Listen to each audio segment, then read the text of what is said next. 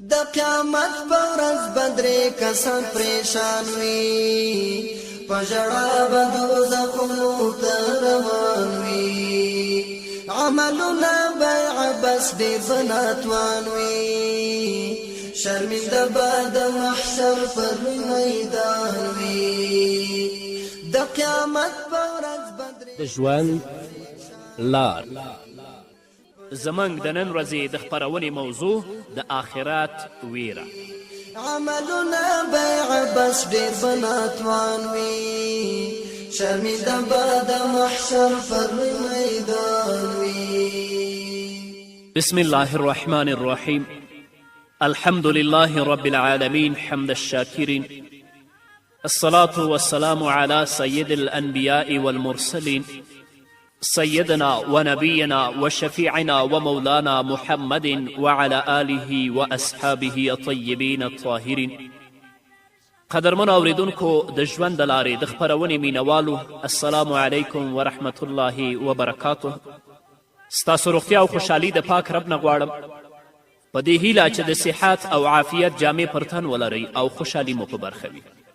دا دی زه محمد یاسین فهیم د ژوند د لارې د خپرونې په وړاندې کولو کې ستاسو په خدمت کې یم. زموږ د نن ورځې د خپرونې موضوع د آخرت ویره. درنو اوریدونکو، په دې خپرونو کې انشاء الله د الله رب العزت د هغو خاصو بندگانو د اعمالو او کړنو یادونه کیږي چې هغوی د آخرت څخه ویریدل. نو د دې خپرونو اوریدل د هر مسلمان لپاره ضروری دي، تر څو په دې باندې پوه شي چې د الله رب العزت دغه خاص بندگان څومره له الله څخه ویریدل او د دنیا ژوند ورته څومره بې ارزښته ښکارېده. سبب دا و درنو اوریدونکو چې پر الله جل وعلا شانه او آخرت ټینګ ایمان او باور درلود.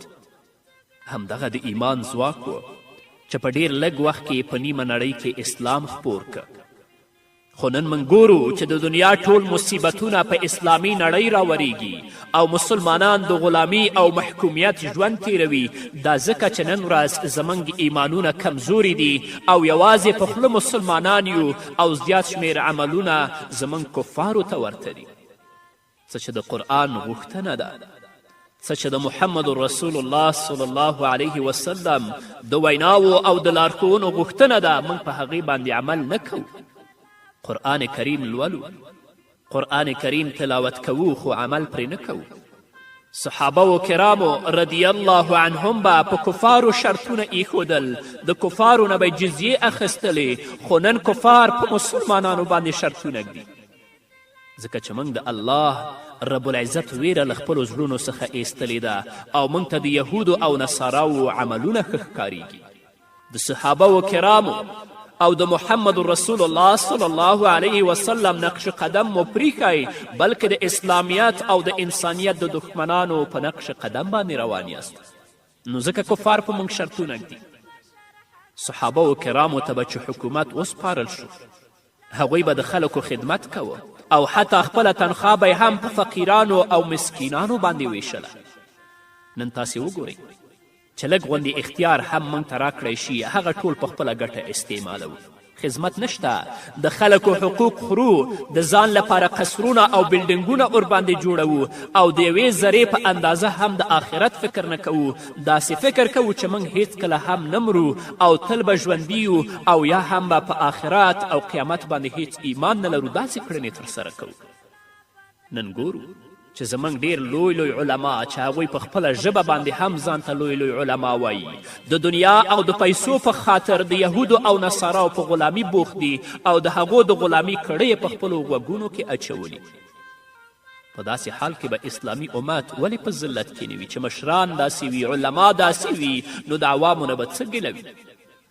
د دې خپرونو په اوریدلو به وپوهیږو چې خپل ژوند په څه ډول جوړ کړو او تر خپلې وسې زیار وباسو چې د صحابه و کرامو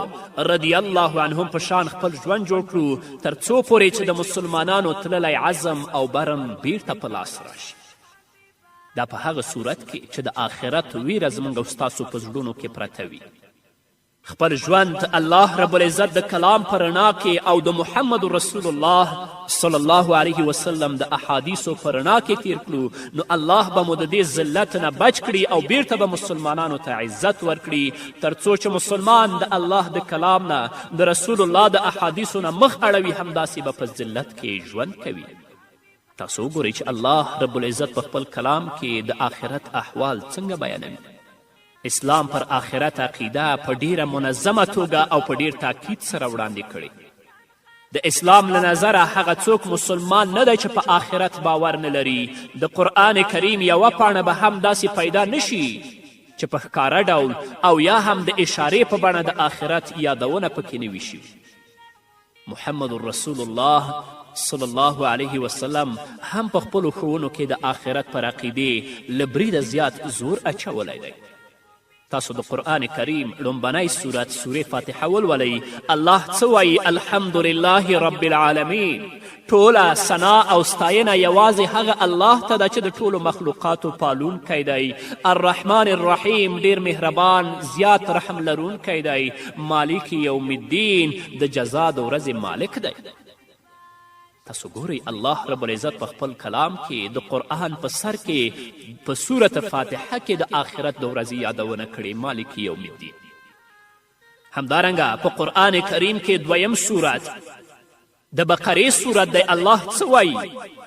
ذلک الکتاب لا ریب فیه هدی للمتقین. په دې کتاب کې هیڅ شک نشته، دا د متقیانو لپاره هدایت دی. الذین یؤمنون بالغیب ویقیمون الصلاة ومما رزقناهم ینفقون. مؤمن څوک دی؟ هغه کسان دي چې په غیبو ایمان لري، لمونځ قائموي او زموږ له ورکړې روزي څخه انفاق فی سبیل الله کوي. څه چې موږ ورکړي دي د هغو پیسو نه د الله په لاره کې مصرف هم کوي. او په پای کې الله وایي والذین یؤمنون بما انزل الیک، او په هغه کتاب ایمان لري چې تا ته منازل کړی دی. وما انزل من قبلک، او په هغه باندې چې مخکې له تا نازل کړي شوي دي. وبالآخرة هم یوقنون، او هغوی په آخرت کلک باور لري. دا د متقیانو صفت دی چې کله په آخرت باندې کلک باور او کلک یقین لري نو باید د آخرت ویره د هغه په زړه کې پرته وي او خپل ژوند د الله د کلام په رڼا کې او د محمد رسول الله صلی الله علیه وسلم د احادیثو او د ویناو په رڼا کې تیر کړي. وګورئ درنو اوریدونکو، په ټولو بنسټیزو عقایدو او اعمالو باندې د آخرت د عقیدې مهر لګېدلی. له دې څخه څرګندیږي چې په بریالیتوب سره د ژوند په نیغه لار د تللو لپاره لازمه ده چې انسان په آخرت ټینګ او ریښتینی ایمان ولري. یو سړی مونځ کوي، زکات ورکوي، انفاق فی سبیل الله کوي، خو په آخرت باندې ټینګ یقین او باور نه لري، هغه کس ته موږ مسلمان نشو ویلی. نو په ټولو بنسټیزو عقایدو او اعمالو باندې د آخرت د عقیدې مهر لګېدلی. د قرآن کریم ډیر زیات سورتونه د قیامت او آخرت په بیان سره پیل کیږي او د ډیرو زیاتو سورتونو پای د قیامت او آخرت په بیان سره کیږي. د حاقه، معارج، زلزال او قارعه سورتونه په مکمله توګه د قیامت او آخرت په بیان کې دي. او په دې ټولو صورتونو کې د قیامت په بیان او خبر دومره زور اچول شوی دی چې د قیامت او وروسته له هغې څخه د راتلونکو حالاتو تصویر او نقشه د انسان تر سترګو کیږي. د قرآن کریم دا صورتونه باید په ښې پاملرنې او غور سره په وار وار تلاوت شي او ژباړی وکتل شي تر څو په انسان کې د آخرت یقین ژوندی او تلپاتې شي. قرآن کریم کې د الله رب العزت دی وینا ته غوږ شئ چې الله فرمایي اذا وقعت الواقعه، کله چې کیدونکې واقعه منځته راشي، لیس لوقعتها کاذبه، نو هیڅوک به د هغې د واقع کیدو دروغ ګډونکی نه وي، څوک به دروغ نشي ګڼلی. خافضة رافعه، هغه به ښکته کوونکې او پورته کوونکې وي. اذا رجت الارض رجا، کله چې ځمکه به په هغه وخت کې یو دم وخوځولی شي. وبست الجبال بسا، او غرونه به په داسې شان میده میده کړی شي. فکانت هباء منبسا، چې خورا وره دوړه به ترې جوړه شي. قیامت به الله رب العزت په داسې شان باندې په موږ او تاسو راولي. همدارنګه الله رب العزت په صورت تکویر کې د آخرت د ورځې د وحشت نقشه داسې بیانوي اذا الشمس کوورت کله چې لمر ونغښتلی شي و اذا النجوم انکدرت کله چې ستوري تت او خواره واره شي و اذا الجبال سیرت کله چې غرونه وخوځولی شي الله به د غرونه داسې میده میده کړي لکه څنګه چې تاسو ته د مر په وړانګو کې ذرات ښکاري همدارنګه الله رب العزت په صورت انفطار کې فرمایي اذا السماء انفطرت کله چې آسمان وچ وي و اذا الکواکب انتصرت کله چې ستوري خواره واره شي و اذا البحار فجرت کله چې سمندرونه وشلیږي و اذا القبور بعثرت کله چې قبرونه پرانستل شي علمت نفس ما قدمت و اخرت هغه وخت به هر څوک په خپلو لومبنیو او وروستنیو عملونو وپوهیږي چې ما څه کړي معاذ الله د آسمان چاودل د ستورو تیاره کیدل او د سمندرونو او د سینونو یو ځای کیدل څه ډول ورځ به وي کله چې انسانان له قبرونو څخه راپاڅیږي یو وارې خو دا تصویر په خپل زړه کې ځای په ځای کړئ دې نقشې ته په خپلو زړونو کې ځای ورکړئ د آخرت نه وویرېږئ نیکو عملونو ته مخه کړئ کنې هغه ورځ به ډیره سخته وي په موږ او تاسو باندې همدارنګه الله رب العزت په صورت زلزال کې فرمای اذا زلزلت الارض زلزالها کله چې ځمکه په خپل ټول قوت سره وخوځولی شي و اخرجت الارض اثقالها او ځمکه خپل دننه ټول پیټي را وباسي او ټول د باندې وغورځوي وقال الانسان ما لها انسان به وایي چې په دې څه شوي دي یومئذ تحدث اخبارها په هغه ورځ به خپل مخ باندې تیر شوي حالات بیان کړي ځمکه به ټول حالات وایي بان ربک اوحا لها ځکه چې ستا رب به هغې ته د داسې کولو امر کړی وي یومئذ یصدر الناس اشتاتا لیروا اعمالهم په هغه ورځ به خلک په تیت پرک حالت کې ور وګرځي تر څو چې د هغو عملونه هغو ته وښودلی شي فمن یعمل مثقال ذره خیرا یراه بیا چا چې یوه زره قدر نیکي کړي وي وبی ګوري ومن یعمل مثقال ذره شرا یراه او چا چې یو زره قدر بدي کړي وي وبی ګوري که د یو زره نیکي کړي هغه به هم ویني او که د یو زره بدي کړي هغه به هم ویني نو درنو اوریدونکو مسلمانانو ورونو او خویندو راځئ چې الله ته متوجه شو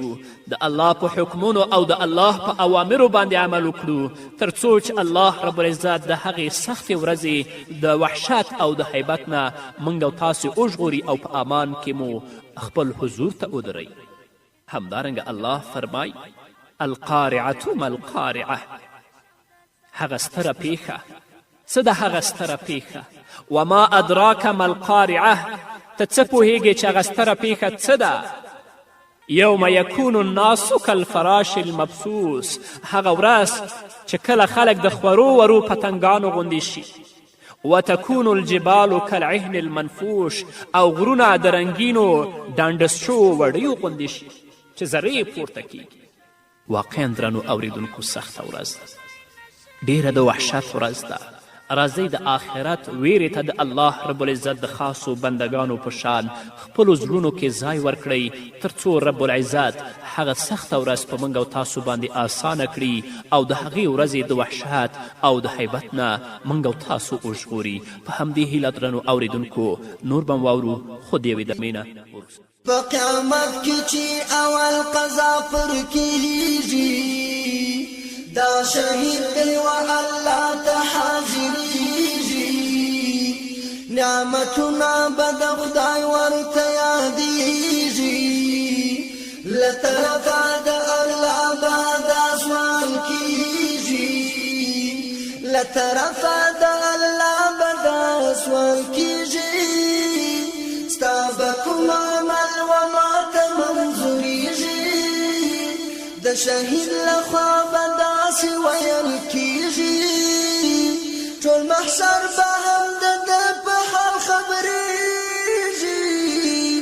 ډېر مایوسه او پریشان به معلومیږي چې قاضي په هغه ورځ قهرمنان وي د شهید لره به دا رنګه ګویان وي د قیامت په ورځ به درې کسان پریشان وي په ژړا به دوزخونو ته روان وي عملونه به عبس ډېر به ناتوان وي شرمنده به د محشر پر میدان وي شرمنده به د محشر پر میدان وي. درنو اوریدونکو بیا هم زموږ سلامونه ومنئ. همدارنګه الله رب العزت په خپل کلام کې په سورت معرج کې 6 آیت نه تر 14 آیته پورې فرمایي انهم یرونه بعیدا، دوی خو د آخرت ورځ او د قیامت ورځ لرې انګیري ونراه قریبا او موږ یې نږدې وینو. یوم تکون السماء کالمهل، هغه عذاب به په هغه ورځ وي په کومه ورځ چې آسمان د ویلو شوو مسو غوندې شي او غرونه به د رنګینو ډانډس شوو وړیو غوندې شي.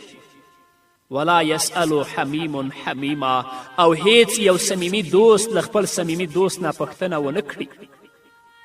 یبصرونهم یود المجرم لو یفتدي من عذاب یومئذ ببنیه، په داسې حال کې چې هغوی به یو بل ته وښودلی شي مجرم به وغواړي چې د هغې ورځې له عذاب څخه د ژغورل کېدو لپاره په فدیه او جریمه کې خپل اولادونه الله ته مخکې کړي او د عذاب نه ځان خلاص کړي نشي خلاصولی. وصاحبته واخیه وفصیلته التي تؤویه ومن فی الارض جمیعا ثم ینجیه، خپل اولادونه، خپله میرمن، خپل ورور، خپله ډیره نږدې کورنۍ ورکړي چې هغه ته پناه ورکوونکې وه او د ځمکې د مخ ټول خلک او دغه تدبیر ورته نجات ورکړي. خو الله وایي کله، نن خو په دنیا کې د اولاد لپاره د ښځې او د خپلوانو لپاره لاس په رشوتو په سودو په حرامو پورته کوي. هلته به دا غواړي چې یا الله دوی ټول په جهنم کې وارته ما خلاص که، خو د خلاصېدلو ځای هلته بیا نشته. همدارنګه الله رب العزت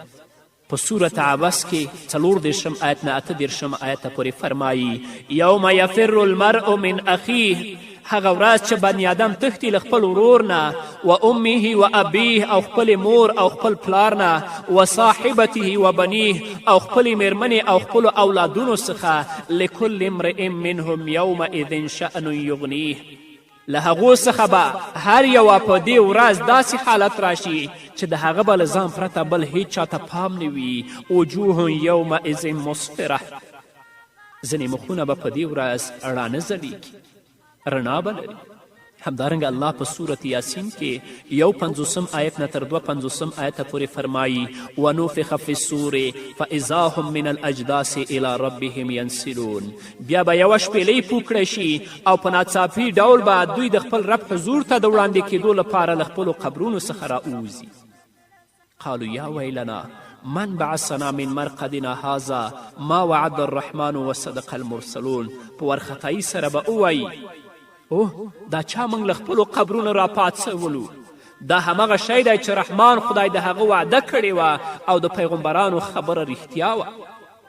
دغه سخت حالت دی د آخرت ورځې او د قیامت د ورځې چې الله رب العزت په خپل کلام کې بیان کړي. الله رب العزت دی زموږ په زړونو کې د آخرت ویرې ته ځای ورکړي تر څو خپل ژوند د الله رب العزت د کلام په رڼا کې او د محمد رسول الله صلی الله علیه وسلم د احادیثو په رڼا کې تیر کړو او هغه سخته ورځ زموږ رب په موږ باندې آسانه کړي. همدارنګه الله رب العزت فرمایي په سورت مرسلات کې 29 آیت نه تر 34 آیته پورې انطلقوا الی ما کنتم به تکذبون، زی اوس د هماغه شي خواته چې تاسې هغه دروغ ګاڼه. انطلقوا الی ظل ذی 3 شعب، زی د هغه سوري خواته چې 3 څانګې لري. لا ظلیل ولا یغنی من اللهب، د دوزخ د لوګي سوري له 3 خوا چاپیر نه یخونکي او نه د اور د لمبو مخه نیونکي. انها ترمی بشرر کالقصر، هغه اور به د ماڼیو غوندې غټ غټ بڅرې غورځوي. کانه جمالة صفر، چې د الوتلو په وخت کې به داسې ښکاري ګواکې چې هغه ژیړ اوښان دي. تباهي ده د هغې ورځې دروغ ګڼونکو لپاره، لکه چې الله وایي ویل یومئذ للمکذبین. الله رب العزت په کلام کې د آخرت، جنت او دوزخ حالات په بېشمېره ځایونو کې په مختلفو طریقو سره بیان شوي دي چې د دې ټولو بیانول په یوې خپرونه کې امکان نه لري. خو زه به د دې خپرونې په پای کې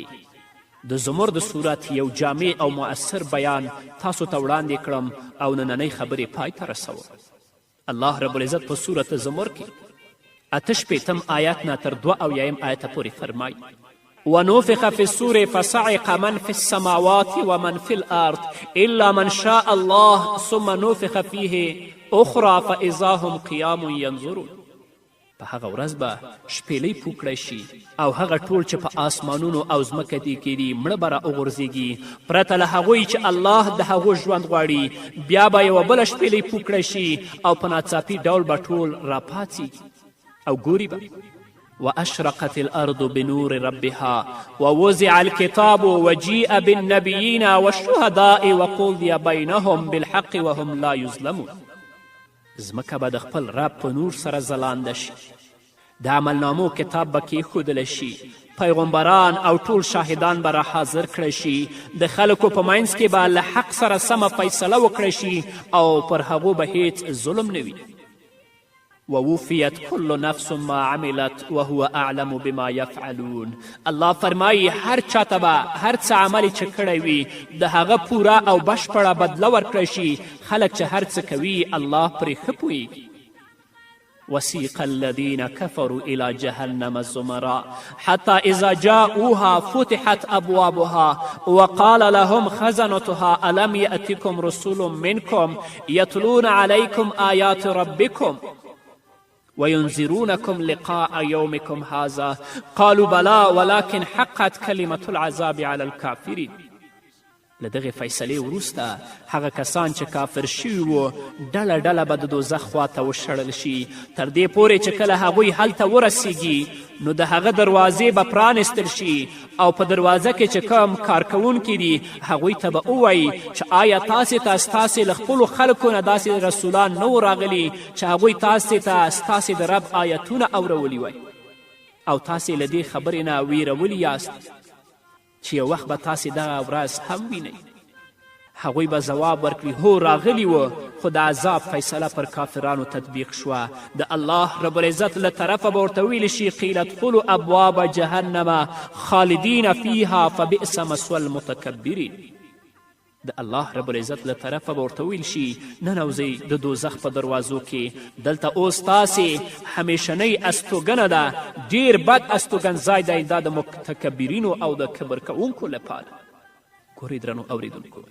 چې الله رب العزت په خپل کلام کې د آخرت احوال څنګه بیان کړي دي. دا د دې لپاره چې موږ د الله دین ته متوجه شو، خپل ژوند د الله رب العزت د کلام په رڼا کې او د محمد رسول الله صلی الله علیه وسلم د احادیثو په رڼا کې تیر کړو تر څو رب العزت هغه سخته ورځ په موږ او تاسو باندې آسانه کړي. په همدې هیله درنو اوریدونکو دا وه زموږ د نن ورځې خپرونه چې ستاسو درانه حضور ته وړاندې شوه. تر بلې خپرونې پورې چې زه بیا هم ستاسو درانه حضور ته راځم تاسو ټول په لوی الله سپارم. پاتې ژوند مو نیکمرغه، ښاد، بریالي او کامیاب اوسئ.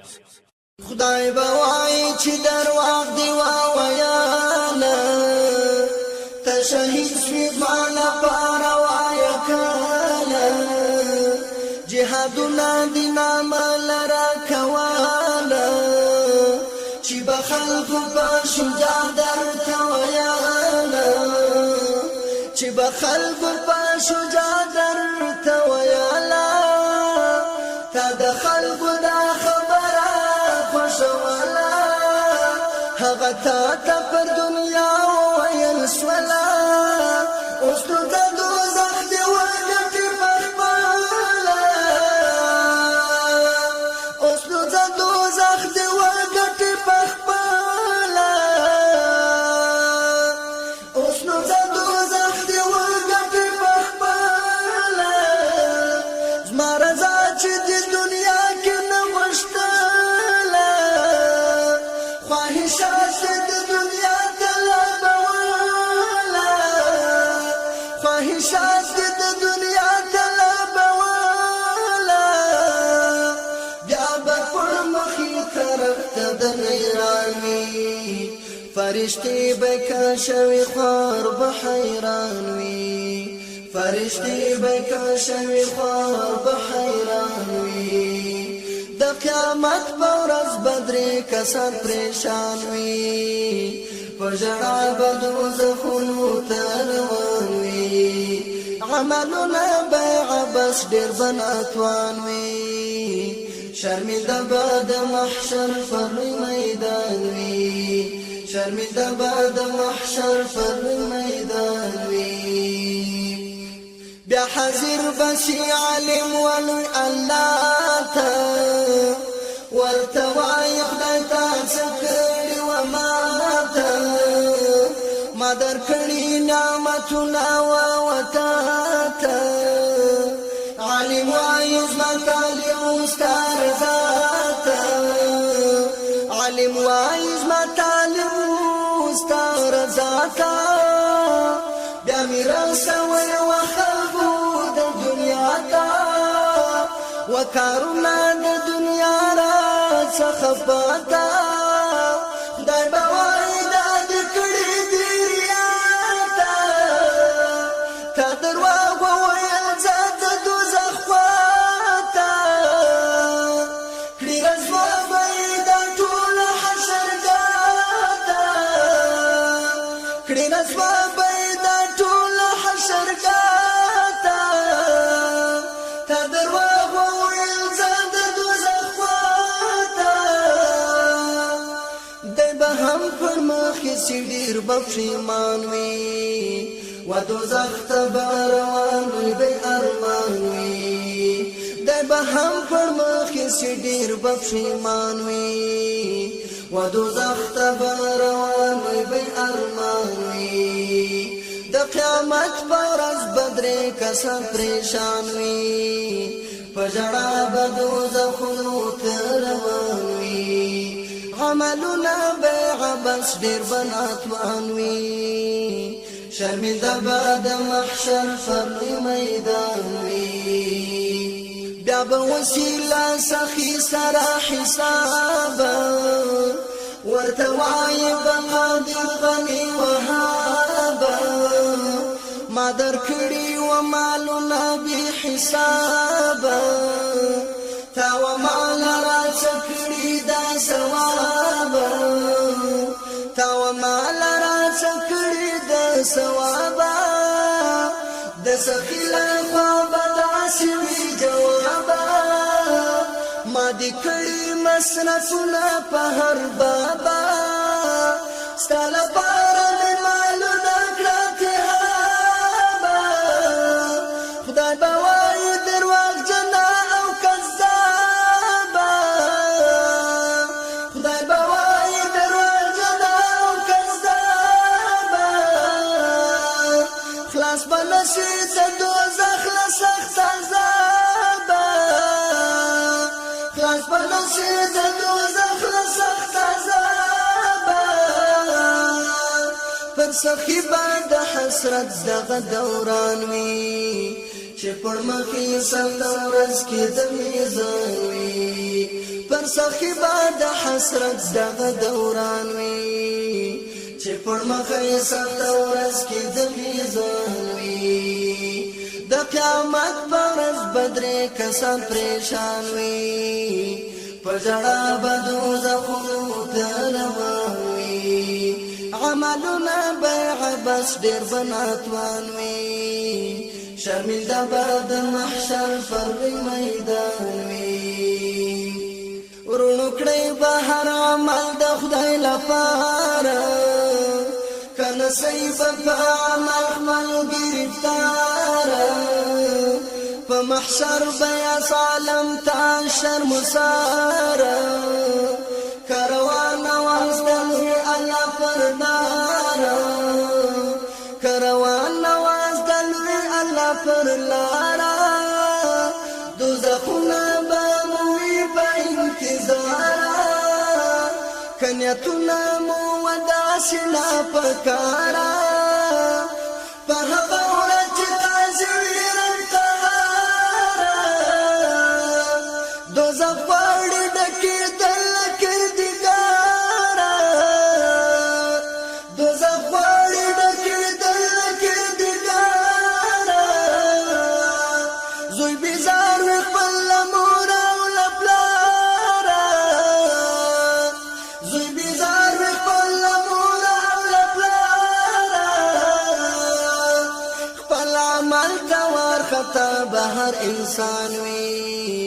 احمدی څوک جنتیان څوک دوزخیان وي خپل عمل توار خطا به هر انسان وي احمدی څوک جنتیان څوک دوزخیان وي د قیامت په ورځ بدرې کسان پریشان وي په ژړا به دوزخونو ته روان وي عملونه بیع بس ډېر به ناتوان وي شرمنده به د محشر پر لوی میدان وي شرمنده به د محشر پر لوی میدان